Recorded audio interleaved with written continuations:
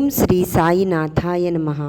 ಬಾಬಾರವರು ಎಲ್ಲರಿಗೂ ಆಯುಷ್ಯ, ಐಶ್ವರ್ಯ, ಆರೋಗ್ಯ, ಸಂಪತ್ತನ್ನು ನೀಡಿ ಕರುಣಿಸಲಿ ಎಂದು ಪ್ರಾರ್ಥಿಸುತ್ತಾ ಇಂದು ನಾನು ಸಾಯಿ ಸಚ್ಚರಿತೆಯ ಅಧ್ಯಾಯ 51 ಪಾರಾಯಣ ಮಾಡುತ್ತೇನೆ. ಓಂ ಶ್ರೀ ಗುರುಭ್ಯೋ ನಮಃ.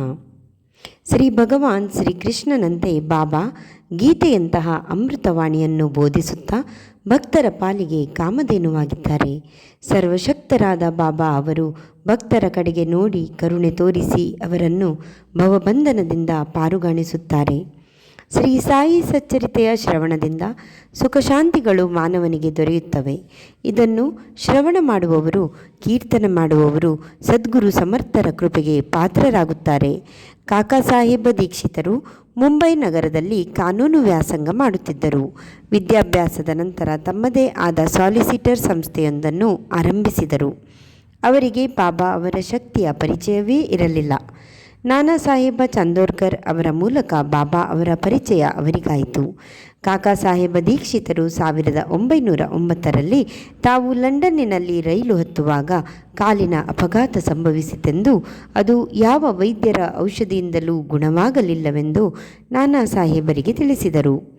ಕಾಕಾ ಸಾಹೇಬರು ತಾವು ಬಾಬಾ ಅವರ ದರ್ಶನ ಮಾಡಲು ಆಸಕ್ತಿ ಮತ್ತು ಉತ್ಸಾಹ ತೋರಿದರು.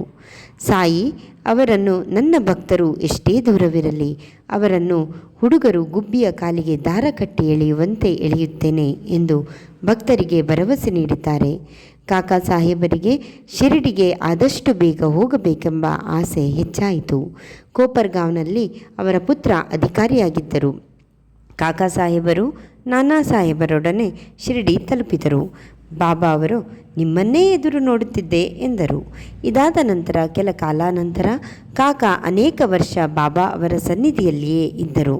1929 ಜುಲೈ 5ನೇ ತಾರೀಕು ಕಾಕಾ ಅವರು ಹೇಮಾಡ ಪಂತರೊಡನೆ ರೈಲಿನಲ್ಲಿ ಪ್ರಯಾಣ ಮಾಡುತ್ತಿದ್ದಾಗ ಅವರ ಭುಜದ ಮೇಲೆ ತಲೆಯಿಟ್ಟು ಇಹಲೋಕ ತ್ಯಜಿಸಿದರು ಎಂಬಲ್ಲಿಗೆ 51ನೇ ಅಧ್ಯಾಯವು ಸಂಪೂರ್ಣವಾಯಿತು.